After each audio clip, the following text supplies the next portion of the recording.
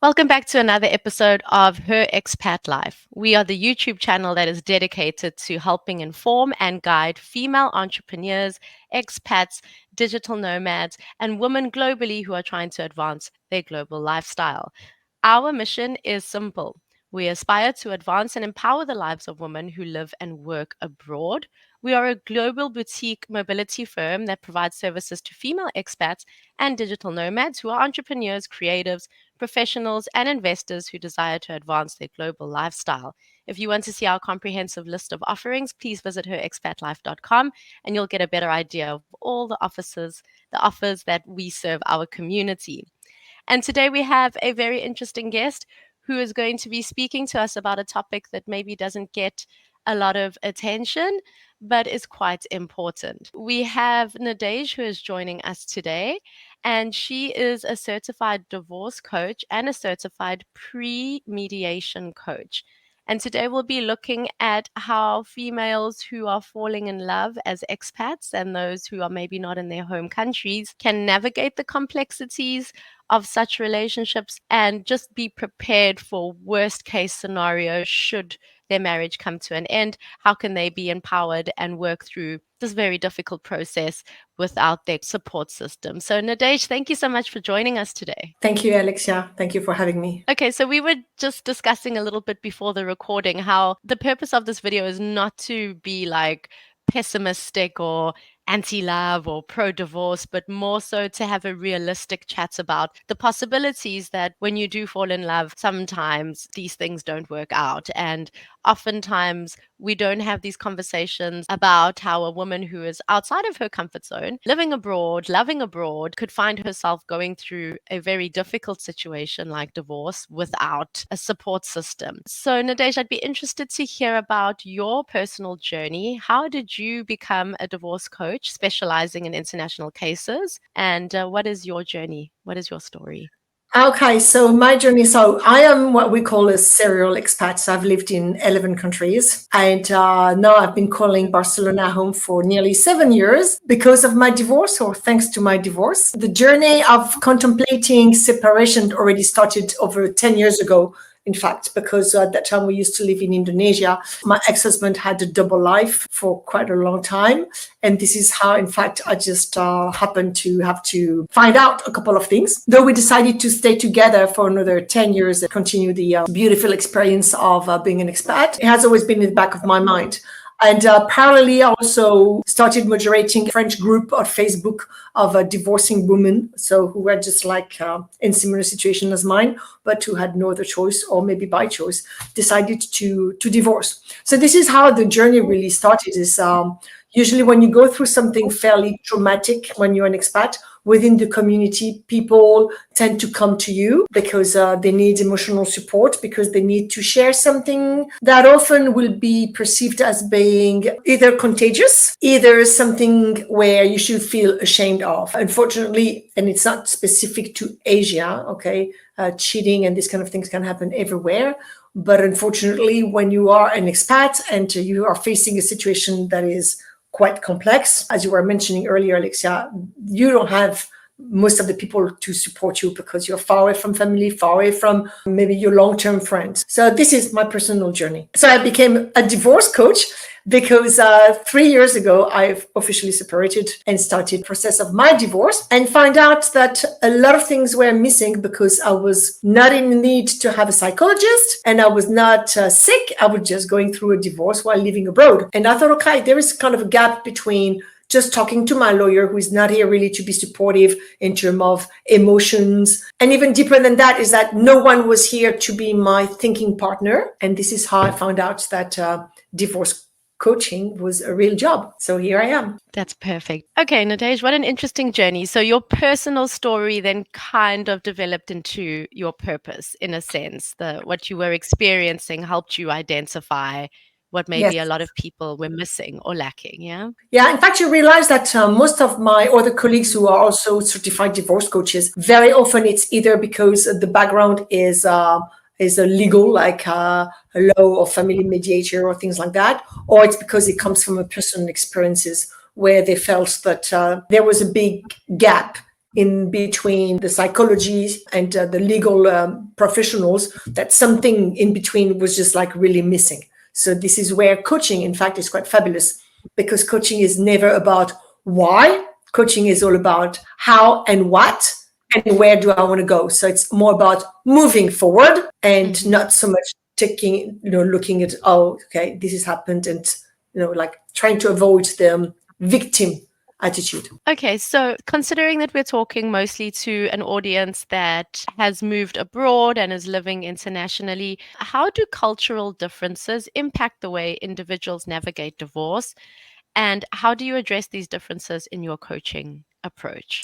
It's a very difficult question, though it's an amazing question, because in fact, within a divorce, it's not just like divorcing. Within a divorce, you have different aspects of the divorce. So of course you have the emotional aspect, but you have the financial aspect, you're going to have the family aspect, and you have the legal aspect. Culturally, you have differences in every of those aspects. You can have, and also because every situation is going to be very unique and very individual.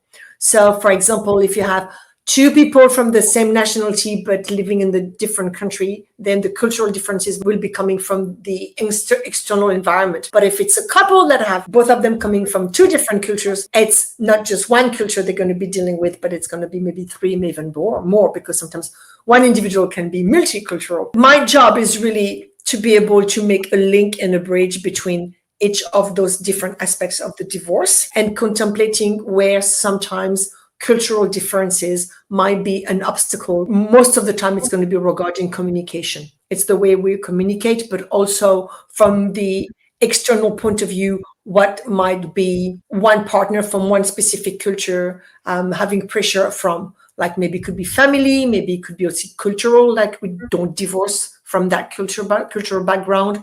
So it's to explore the whole sphere from, in fact, the outside to the inside, and how it makes people feel and how they could approach the process of the divorce. And I can imagine that since divorce is quite a stressful period and most oftentimes a challenging period for both partners, those cultural differences in communication styles will probably be aggravated and enhanced in this period. It's totally right. Yes. Yeah. Okay, so what are some common challenges that international clients face when going through a divorce, and how do you help them deal with these challenges? Okay, so maybe the very first question, how am I going to handle it? And the how is about logistically, financially, emotionally. Depends also of the situation of every individual. So if it's the person that maybe has not been working for a long time, mostly taking care of the family, then it's a whole different story, because the first questions are going to be, am I going to be able to stay? Am I going to be able to keep the house? Am I going to be able to keep my visa? It's a lot of things that are linked to, like everything is strongly connected. So the idea of divorce coaching is about minimize the impact of the emotions. Lots of techniques to help my clients regulate their emotions. So in the end, they can take really informed decisions on whatever things they have to take a decision on. So it could be finances, though I do help. So my job is really broad. It's to touch every single aspect to make sure the person is going to get balanced area and to be able to take really informed decisions at the very best of their knowledge, of course, obviously. How would you encourage people to overcome the initial intimidation or the initial overwhelming feeling of where do I navigate? Where do I start? What would you advise first step to kind of help people get the sense of what is to come or to prepare them? Well, the first step is, even before calling a lawyer, is to call a divorce coach. And this is where we definitely make a difference, because we are the profession a thinking partner. We're not here to judge. We're not here to give legal advices. We're not here to start a therapy. We are just here as somebody you can lean on, the client can lean on, and come with, just put everything on the table.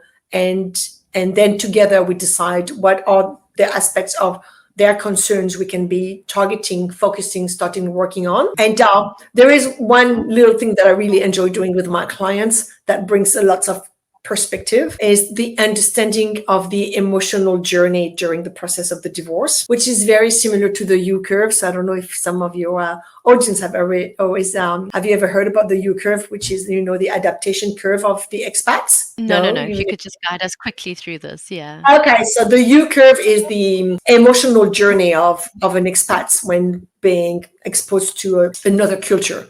So it goes from the honeymoon to being often very depressed and back into, and this is what we call the adaptation and integration. Well, when it comes to divorce, we have a very similar curve, which explains emotionally what every individual, so men, women, kids, will go through during the process of the divorce. And what I like about this, I should have taken one.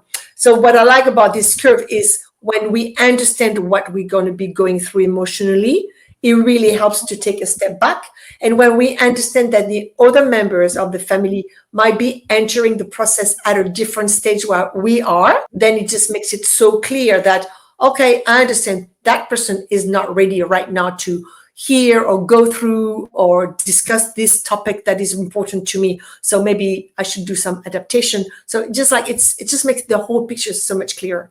I will provide you if you want a curve. That would be great. Could you discuss some unique legal and logistical considerations that arise in international divorce cases?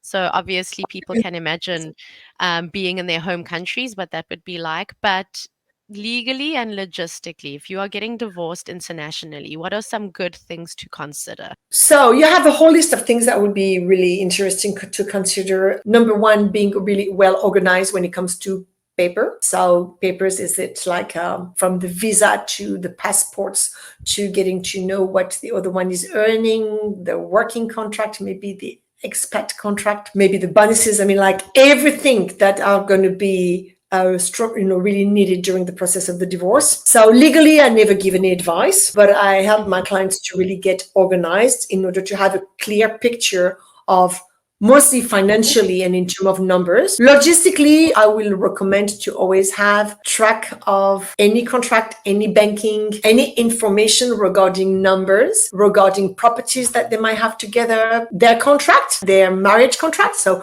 whatever matrimonial regime they have or whatever contract they have signed, this should be always handy. Having a clear understanding of what their contract as being married is all about. In case of doubt, to maybe call the notary. And logistically, my first advice would be maybe, yes, to put the numbers together. So often the very first session I do with my clients is all about budget. It's all about money. So do you know where you stand? Some people are really well organized and really know well. Some others have kind of like no, because especially money and women, it's well known that we are being told very different things about money from a very early age. So money doesn't seem to be always a very feminine thing. It's really important to know where you stand in terms of money. Then once you know, that's for me, I think one of the very important aspects. It's one of the things I talk a lot to my clients who are about to move as expats, is to make sure that financially they're always going to be independent. In your experience, what are some misconceptions people have about divorce when it involves individuals from different countries or cultures? So misconception is that divorce have to be really terrible. Only bad stories to say about divorces, that we always know a friend of a friend who's had a divorce that lasted for years and years. So divorcing itself is not complicated, even in an international setup and concept. What is complicated, people is just making it very complicated because of ego, because of emotions that run really high, because of not knowing what we want. It's really important when you go in the process of the divorce to know what you want and where you want to go to. So yeah, there is a misconception that also divorce has to be only about sadness. Yes, it is a sad moment, but it is a transition time. It is not a time where we enter and we never leave. It's transitioning. So I use a lot of pictures and images. So for me, divorce is a little bit like expecting a baby is 9 months. Usually it's the time it takes to prepare a divorce. Then you have the delivery, which is the day you sign. And then life as a divorcee, so life with a new baby divorce, is starting. And my job is to make sure the person is going to start their new life as divorcee the best way possible. I really like that analogy. It kind of also helps people understand maybe the time frame as well, that, how Yes. long you can anticipate the process in a general context to last. Exactly. Also because it's a transition. The expat life is all about transitioning. It's a transition, and expats have already built a lot of things that maybe they have forgotten about, which is adaptation. So they have a strong adaptability and resilience. It's not like everything is dark. Lots of things can be recovered. It's going to be sad. Even if you are the one saying, I want a divorce, it's never an easy moment, okay? But it's only transitioning. How do you prioritize the emotional well-being of your clients during what can be a highly stressful period in their lives? I think the well-being can be at two levels. So you have the emotional, but often also the emotional goes through the physical one. To remain emotionally balanced, we have some strategies that is about, could be meditation, could be through breathing, but also to make sure that clients will be taking care of themselves physically. Feeling sorry for oneself is something normal, but that should not last too long. It's important to have time that are still enjoyable, moments where you might be still practicing some sports, maybe an opportunity to rediscover sports you have stopped doing a long time ago. Try to find or to keep having this balance between the emotional that is happening inside and also remaining active and not falling into drinking or which could be something often in expatriation that we find out really happens fairly quickly. So regulating the two is really important, and talking to somebody if you can't make it, to accept that you can be vulnerable, because vulnerability can be a strength. And it sounds like it's a period in life where self-care is very, very important, to just Yes. identify healthy habits, and I would imagine creating some kind of network around you as well to support you. Totally. Having your Friends, support family group, members. yes. Support group. So when you're abroad, unfortunately, family members often are really far away. You have already a good support group because you have been really good at networking and you have been really good socially. But sometimes you might be just like really new to this country and you've been thrown into a divorce after like maybe only 3 months or 4 months. So it's important to dare reaching out to professionals like me, because we are all here. It's all about being human. I have been through a lot as well. Not that I identify with my client, but I have total empathy because I know how it feels. So yeah, feeling vulnerable. And as you were saying, it's really important during a very difficult time to remain as healthy as possible.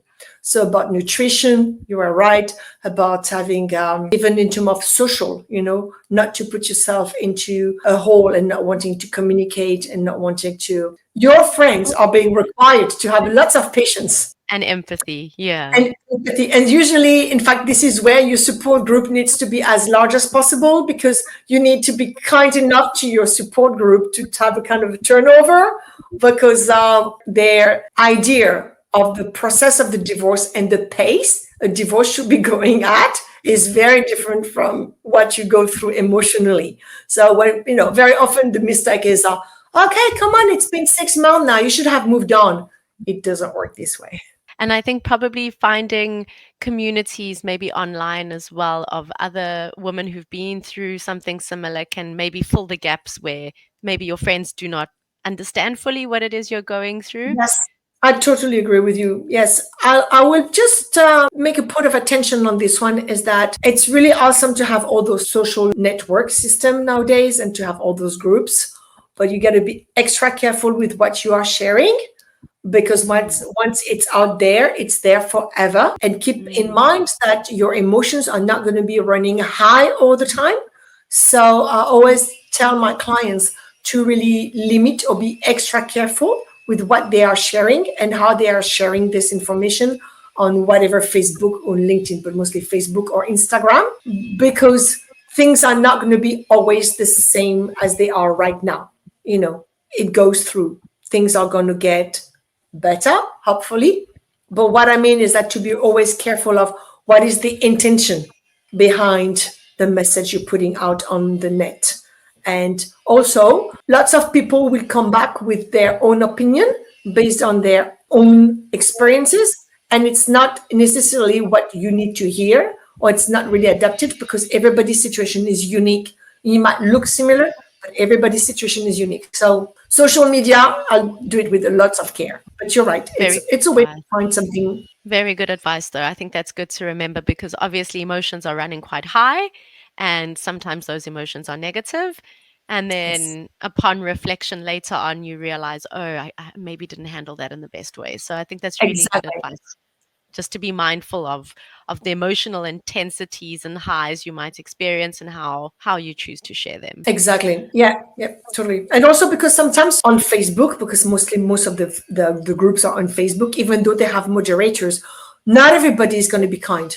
Not everybody is going to come back to you with a response that's going to be kind. And at the moment where emotionally you might be very vulnerable, there are things that are going to be very hurtful. Do really their opinions matter? Because on your pyramid of people being important in your life, those one are the bottom. Do they really matter in your life? No, they don't. It's where I believe divorce coaches, we are really here to help and to listen. Yeah, I completely agree with that. And also remembering sometimes people project what they are experiencing onto your situation. It might not really have anything to do with you, but like you said, because you're in a place of vulnerability, it then will impact you negatively, when maybe, you should consider that. Based on the conversation, the cultural differences. Because when you share your story on the Facebook group, people come from different backgrounds, different cultures, different religion, different everything. And this is where often it's just going to clash, because people don't see the world the same way, because Okay, my next question is a little bit of a tricky one. So we'll get into the topic of couples that have children that are divorcing, right? How do you approach helping your clients navigate co-parenting arrangements and communication strategies, especially in international contexts? It's my favorite topic. Co-parenting is something that every single country and every single culture is going to apprehend a little bit differently. So as a divorce coach, I always think that more the better. So with some of my clients, we develop co-parenting plans that go into every single little details of their lives, their kids' life, always keeping in mind that it is in the kids' best interest. So it is not, and I really use, it's in the idea of always keeping the children in the middle, but not in the middle of the divorce. So it's the interest of the children being in the middle. So both parents keep sharing the interest of their kids as being the main co-parenting. If they're no longer lovers, they are just remaining co-parents. I have a whole format of things, and we go through every single topic, from school decisions, religion decisions, money decisions, financial decisions, depending also who is keeping the children, if one is remaining in the country, if one is moving abroad, so it's not just one thing. So co-parenting is really, really exciting topic, because it's not one solution fits all. Every single couple is going to come with its own co-parenting plan. And in terms of communication, what I believe is really important is, number one, to identify the kind of communication that you've been having maybe in the past. Gottman, have you ever heard? I mean, I'm sure you're familiar with Gottman, who came with this idea of the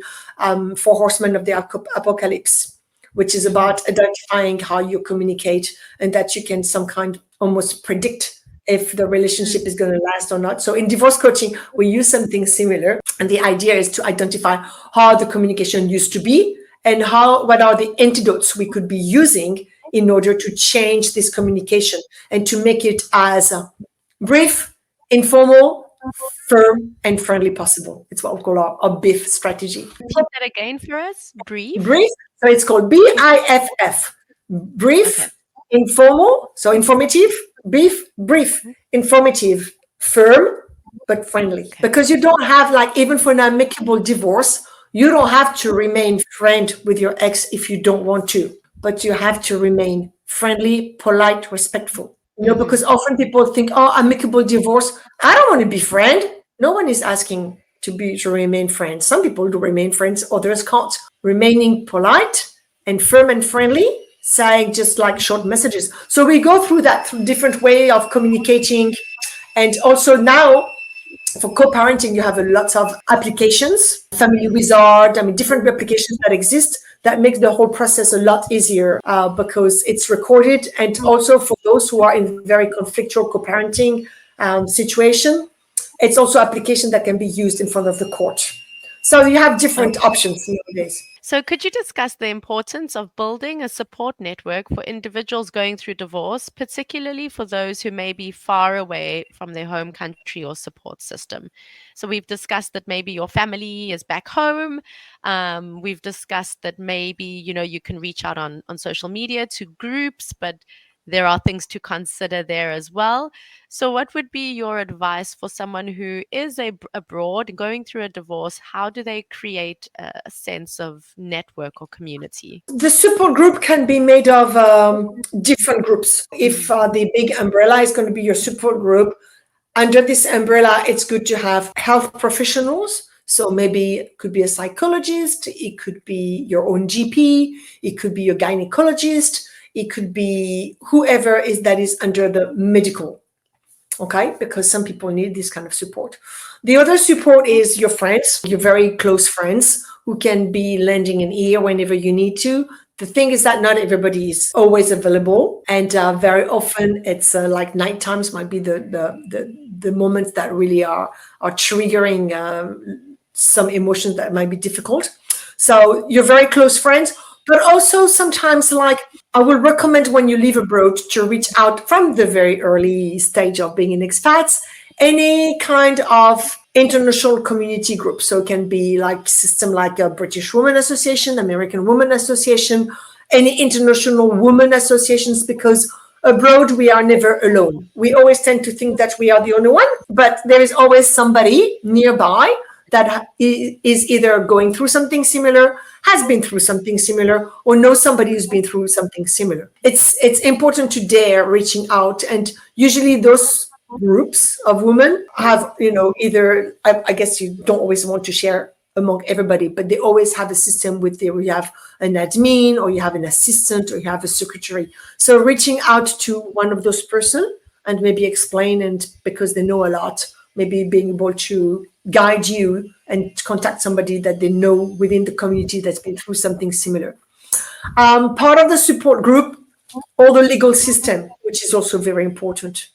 Okay, that's also the support group. Lawyer or lawyers, because often in case of international divorces, you need the advice of one or two lawyers, depending on your personal situation. And can be also notary.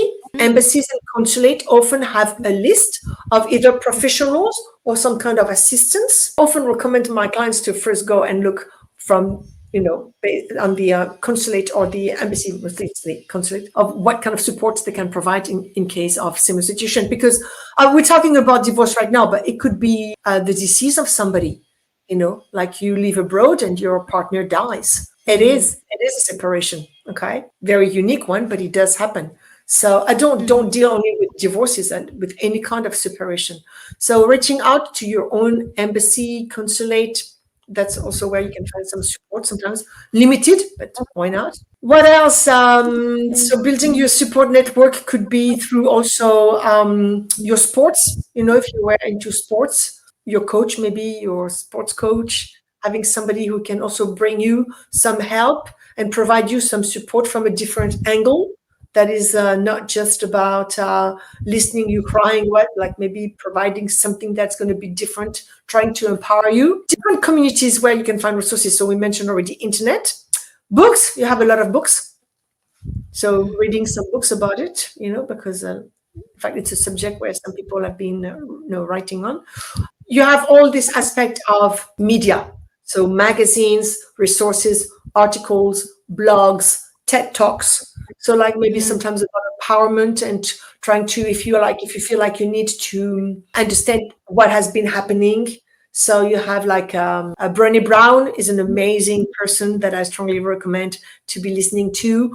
Podcasts, you have lots of podcasts about divorces, not necessarily in an international context, but a divorce is a divorce. So if you want to work on yourself, so lots of podcasts nowadays as well. Thank you. That's really great, especially the tip on the embassy, because it's something that I didn't even consider, but it's a very fair point that, in an international context, you should reach out to your embassy when you're going through difficulties. That's, Yeah. it's a great Most of the point and time, very they won't really help you as such because they're not here to provide you with legal, but often they have a list of yeah. professionals that might bring you some support. So Excellent. it's always worth it going to check. Okay, what advice do you have for someone who might be considering divorce but feels overwhelmed or unsure about where to begin the process, especially if they're abroad in a different country? Call a divorce coach. Mm-hmm. Really, truly, I think we should be on the top of the list because one of the Mm-hmm. things we do too, to talk about should I stay or should I go?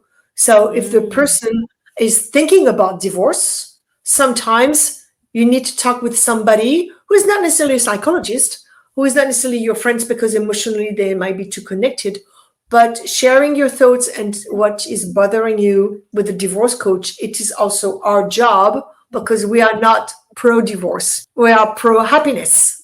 So, if to be happy is for you to take a time to sit down and think about what is going on in your relationship, we are here for that kind of things too.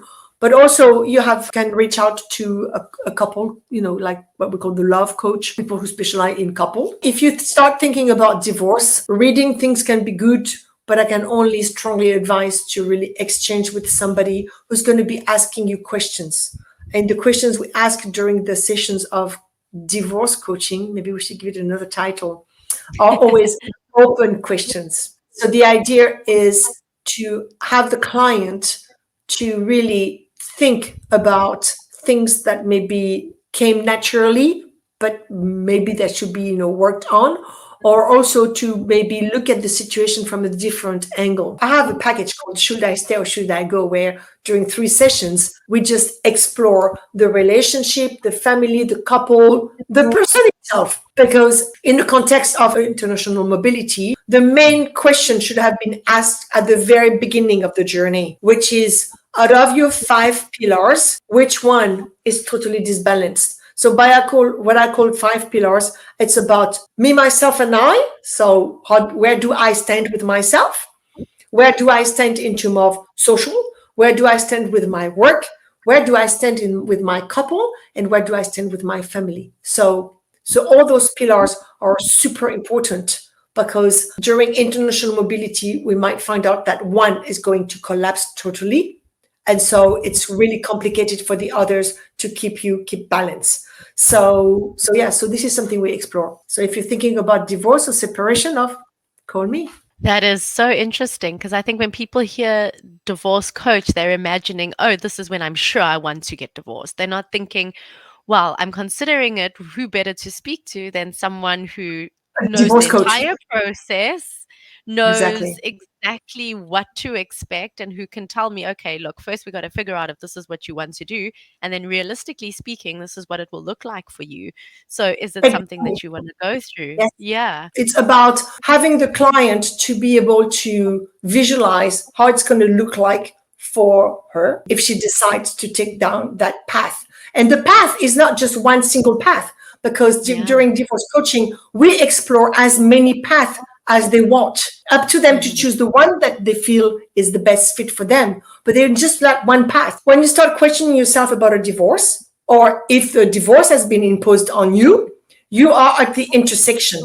And this intersection, this roundabout, is offering a multitude of roads. Which one are you going to take? And this is all So based on your different interests, needs, desires, your personality. oftentimes when people start dating, it's the honeymoon phase, it's everyone's loved up, everyone's thinking happily ever after, and it's almost taboo or frowned upon to be thinking about what will happen if this doesn't work out. People almost don't want to have that discussion. But what would you say are important things to discuss if a female is falling in love with someone from a different country or in a different country and looking to get married? What conversations are important to discuss to maybe future proof herself and maybe give the relationship more of a basis to succeed? So, my number one advice will be get married. Don't ever leave abroad without being married. Okay? For Okay. many reasons. The first one is that many countries will not recognize any other legal connection between a man and a woman except the marriage. So be married.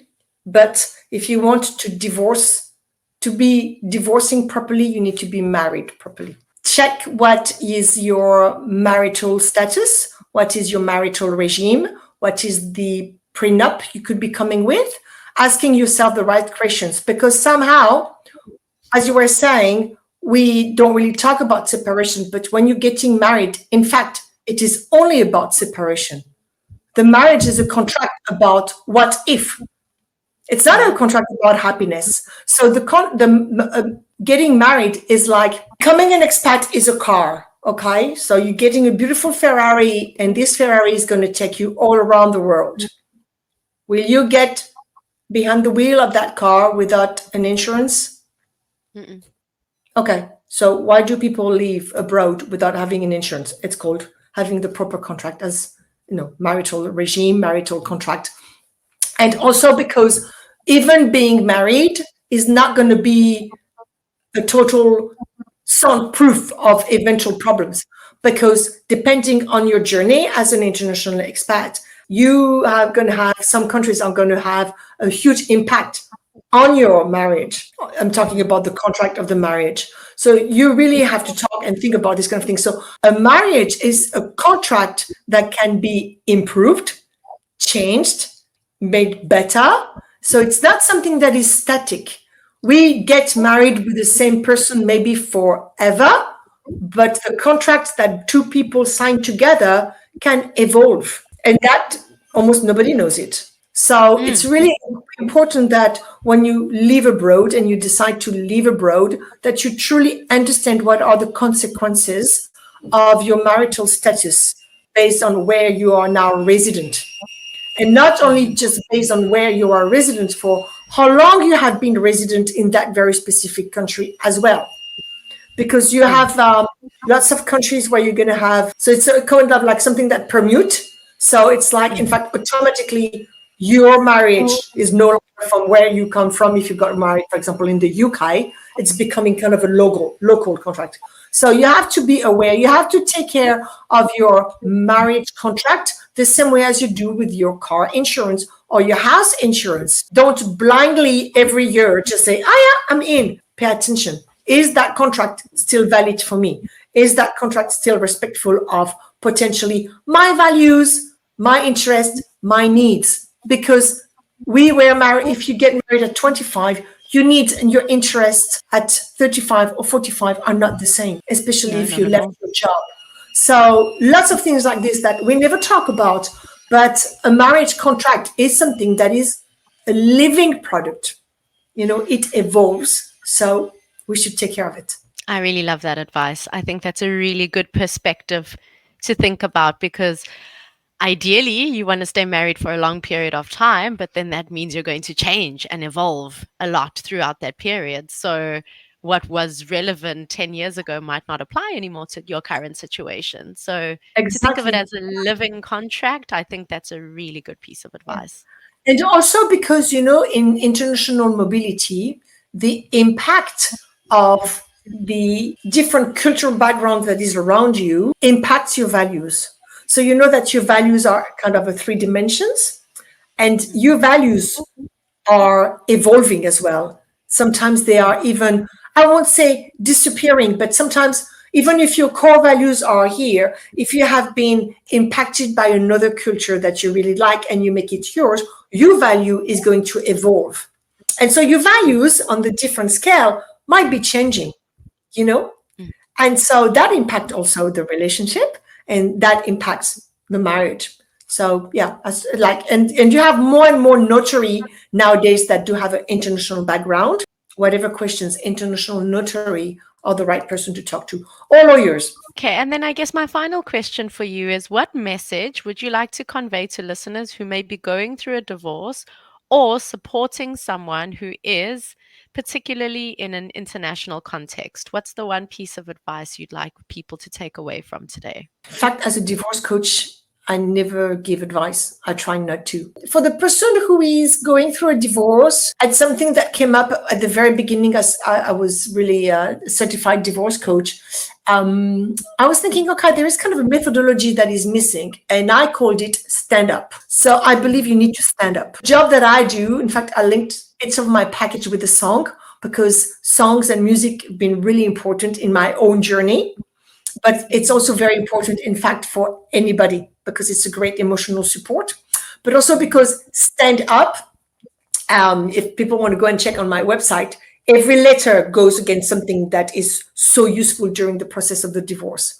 So standing up for your rights, but standing up for your needs, standing up for your own respect, and also standing up not to remain in the victim attitude, because yes, it might be super difficult, but it is doable. Yes, you can. Yes, you can do it with the right support. I love that. What a wonderful way to end off this conversation. Thank you so much for taking the time to speak with us. It's been very, very insightful. And I really think that this will be very useful for people who are, in whatever phase of their romantic relationship abroad, because it's good things to consider even in the honeymoon phase or getting engaged or thinking about getting married. Important things to consider wherever they are in the journey.